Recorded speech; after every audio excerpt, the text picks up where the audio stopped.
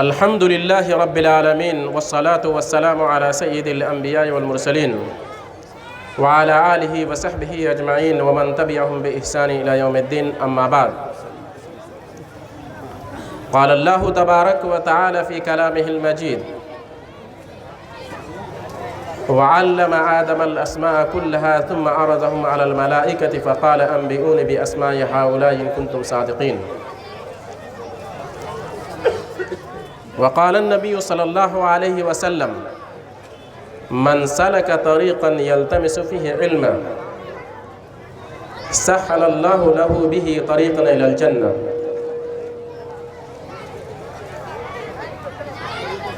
سامعین کرام، اس سے قبل آپ نے علم کے تعلق سے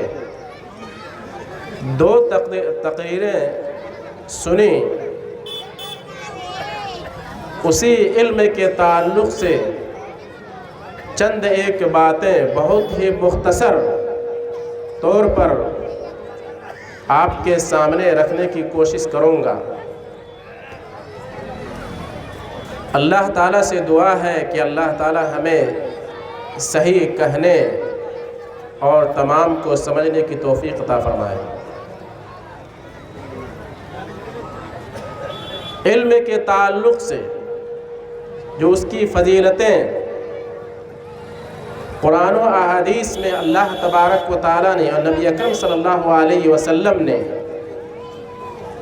الگ الگ طریقے سے الگ الگ انداز میں مختلف اوقات میں بیان کیا ہے، جس سے علم کی اہمیت کا پتہ چلتا ہے. چند ایک باتیں نقاط کی شکل میں آپ کے سامنے بیان کرتا ہوں،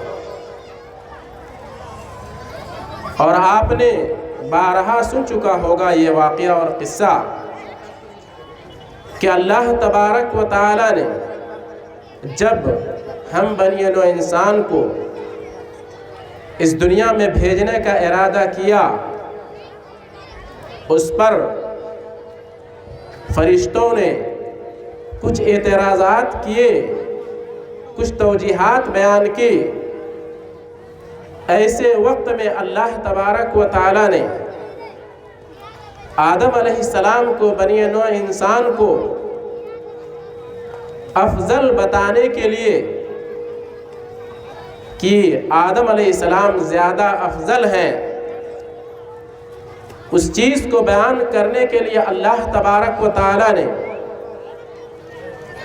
جس طریقے کا اختیار کیا وہ ہے علم. کہ علم کے ذریعے ہی اللہ تبارک و تعالیٰ نے فرشتوں کے سامنے یہ واضح کیا کہ جو میرا فیصلہ ہے وہ زیادہ بہتر ہے. جیسا کہ اللہ تبارک و تعالیٰ نے قرآن مجید کے اندر فرمایا کہ وَعَلَّمَ آدَمَ الْأَسْمَاءَ كُلَّهَا ثُمَّ عَرَضَهُمْ عَلَى الْمَلَائِكَةِ فَقَالَ أَنبِئُونِي بِأَسْمَاءِ هَؤُلَاءِ إِن كُنتُمْ صَادِقِينَ. اس آیت کی تفسیر اور تشریح میں لمبا وقت نہ گزار کے صرف یہ بتانا ہے کہ اللہ تبارک و تعالیٰ نے آخر تمام چیزوں کو چھوڑ کر کے، جبکہ اس سے بھی زیادہ اہم جس چیز کے لیے اللہ تبارک و تعالیٰ نے تمام انبیاء اکرام کو بھیجا، اور وہ ہے عقیدہ توحید کو ثابت کرنے کے لیے،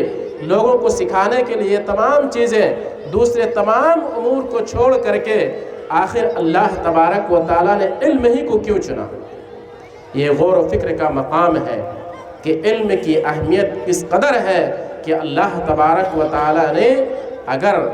آدم کو جب فضیلت ثابت کرنی ہوئی تو انہوں نے اللہ تبارک و تعالیٰ نے علم کا راستہ اختیار کیا. اسی طرح اللہ تبارک و تعالیٰ نے جب اس دین کو ختم، یعنی جب نبی اکرم اس دین کو مکمل کرنے کا ارادہ ہوا، نبی اکرم صلی اللہ علیہ وسلم کو اس دنیا میں نبی بنا کر کے بھیجا، تو جو کتاب رہتی دنیا تک کے لوگوں کے لیے ہدایت بنا کر کے بھیجا، اس کتاب کی ابتدا جس لفظ سے ہوتی ہے اس کی وہ لفظ بھی دلالت کرتا ہے، علم پر دلالت کرتا ہے۔ اقرأ بسم ربک الذی خلق، کہ اللہ تبارک و تعالیٰ نے قرآن مجید کا نزول کا جب ابتدا کیا، اس کو نازل کرنا شروع کیا، تو سب سے پہلے جو سب سے پہلا حرف ہے، جو سب سے پہلی آیت ہے جس چیز پر دلالت کرتی ہے وہ ہے علم ہے۔ تو یہ بھی غور کرنے کا مقام ہے کہ علم کا کس قدر اہم ہے ایک انسان کی زندگی کے لیے۔ اس کے بعد چونکہ وقت کم ہے اس لیے مختصر نکات کی شکل میں کہ علم تمام چیزوں کو چھوڑتے ہوئے کہ علم کے بغیر نہیں ہم اپنے رب کو پہچان سکتے ہیں، اور نہیں علم کے بغیر ہم اپنے عمل کو درست کر سکتے ہیں۔ اسی لیے امام بخاری رحمہ اللہ نے باب باندھا، باب العلم قبل القول والعمل، اور یہ آیت ذکر کیا فَعَلَمْ أَنَّهُ لَا إِلَهَ إِلَّا اللَّهِ، کہ اللہ تبارک و تعالی کی معرفت علم کے ذریعے ہی ہو سکتی ہے، اور عمل اور قول سے پہلے کیا ہے آدمی کو علم سیکھنا ضروری ہے۔ علم کے بغیر نہیں اللہ تبارک و تعالیٰ کو کما حق ہم جان سکتے ہیں جس طرح کے جاننے کا حق ہے، اور نہیں ہم اللہ تبارک و تعالیٰ کی عبادت اس طریقے سے کر سکتے ہیں جس طریقے سے اللہ تبارک و تعالیٰ نے ہمیں عبادت کرنے کے لیے کہا ہے۔ کیونکہ اللہ تبارک و تعالیٰ نے جہاں کچھ کرنے کے لیے کہا ہے وہی طریقہ بھی سکھا دیا ہے، کیونکہ اللہ تبارک و تعالیٰ کا مقصد انسان کو پریشان کرنا یا ان کو مصیبت میں ڈالنا نہیں ہے۔ اسی لیے آیتوں میں بھی اور حدیثوں میں بھی دیکھیں گے کہ دین کیا ہے، آسانی کا نام ہے، بلکہ اللہ تبارک و تعالیٰ کا مقصد اطاعت و فرما برداری کو دیکھنا ہے۔ تو جب تک ہم علم نہیں سیکھیں گے ہم عبادت کو اس طریقے سے نہیں کر سکتے ہیں جس طریقے سے کہ اللہ اور اس کے رسول نے ہمیں کرنے کے لیے کہا ہے۔ تو سامعین کرام، اس سے بھی پتہ چلتا ہے کہ علم کے بغیر کوئی چارہ نہیں، اور علم کی فضیلت دوسرے ناحیے سے، دوسرے طریقے سے اللہ تبارک و تعالیٰ نے ذکر کیا ہے علماء کرام کو فضیلت دے کر کے، کہ اللہ تبارک و تعالیٰ نے سب سے اہم معاملہ جس چیز پر اللہ تبارک و تعالیٰ نے اپنے مخلوق میں سے اگر کسی کو گواہ بنایا اپنے ساتھ تو علماء کرام کو، تو علماء کرام کی شہادت کو اللہ تبارک و تعالیٰ نے اپنے اور فرشتوں کی شہادت کے ساتھ ملا دیا۔ تو غور کرنے کا مقام ہے کہ جو سب سے اہم چیز، جس چیز کو انبیاء کرام اس دنیا میں لے کر کے آئے، اس تبلیغ کے لیے آئے، وہ اللہ تبارک و تعالیٰ کی وحدانیت کو، اللہ تبارک و تعالیٰ کی اس وحدانیت میں اگر اپنے مخلوق میں سے کسی کو شامل کیا تو اس میں فرشتوں کو اور فرشتوں کے بعد علماء کرام کو شامل کیا، کہ اللہ تبارک و تعالیٰ کی جو وحدانیت کے گواہ ہیں، گواہی دینے والے ہیں، اللہ کے ساتھ فرشتے، اور فرشتے کے بعد اس بنی نوع انسان میں اگر کسی کو شریک کیا تو علماء کرام کو شریک کیا۔ تو یہ بھی غور کرنے کا مقام ہے کہ اللہ تبارک و تعالیٰ نے تمام عمراء، بادشاہوں اور تمام جتنے بھی شرفاء ہیں، تمام چیزوں کو چھوڑ کر کے صرف علماء کرام کو کیوں شامل کیا؟ تو یہ غور کرنے کا مقام ہے کہ اللہ تبارک و تعالیٰ نے اپنی وحدانیت کی گواہی میں صرف علماء کرام کو کیوں شریک کیا۔ یہ بہت بڑا لمحہ فکریہ سوچنے کی بات ہے۔ اسی طرح مختصر طور پر کہ علماء کرام کو اللہ تبارک و تعالیٰ نے جن لوگوں کے اطاعت و فرما برداری کا حکم دیا ہے اس میں علماء کرام کو شریک کیا ہے، یعنی جو ولی الامر ہے، اللہ تبارک و تعالیٰ نے کہا یا ایھا الذین آمنوا اطیعوا اللہ واطیعوا الرسول واولی الامر منکم، کہ اللہ اور اس کے رسول کی اطاعت کے بعد اس دنیا میں جن کی اطاعت و فرما برداری کے لیے کہا وہ اولی الامر ہے،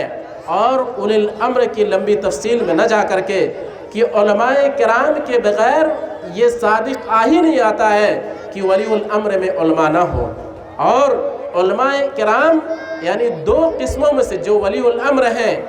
ان میں علماء کرام ہیں، اس کے بعد عمراء ہیں، کیونکہ شریعت کو بیان کرنے والا کون ہے؟ وہ عالم ہے، اور شریعت کو نافذ کرنا کہ صحیح اور غلط کو فرق کون بتائے گا؟ وہ عالم بتائے گا، اور اس صحیح اور غلط کو جب طاقت کی ضرورت پڑے گی، نافذ کرنے کی ضرورت پڑے گی، تو وہ حاکم ہے۔ تو سب سے پہلے علماء کرام تو ولی الامر میں جن کی اطاعت کے لیے اللہ تبارک و تعالیٰ نے حکم دیا وہ علماء کرام ہیں، جن کے بغیر، کیونکہ ان کے بغیر علماء کرام ہی ہیں جو صحیح اور غلط اللہ اس کے رسول کے نزدیک کیا ہے وہ بیان کر سکتے ہیں، نہ کہ عمرہ بیان کر سکتے ہیں، بلکہ عمرہ اس کو نافذ کرنے کے لیے تو غور کرنے کا مقام ہے۔ اسی طرح اللہ تبارک و تعالیٰ نے علماء کرام کو اہل فقہ کہا، یا سمجھیے کہ اللہ تبارک و تعالیٰ نے یعنی جن کو علم کی توفیق دیتا ہے، یعنی جن کے ساتھ اللہ تبارک و تعالیٰ کا ارادہ خیر کا ہوتا ہے، تو اللہ تبارک و تعالیٰ انہیں علم کی توفیق دیتا ہے۔ من یرید اللہ بہ خیرا یفقہہ فی الدین، کہ اگر جب اللہ تبارک و تعالیٰ کا ارادہ کسی کے ساتھ اچھائی کرنے کا ہوتا ہے تو اسے دین کی سمجھ عطا کرتا ہے، دین کے اندر فقاہت عطا کرتا ہے،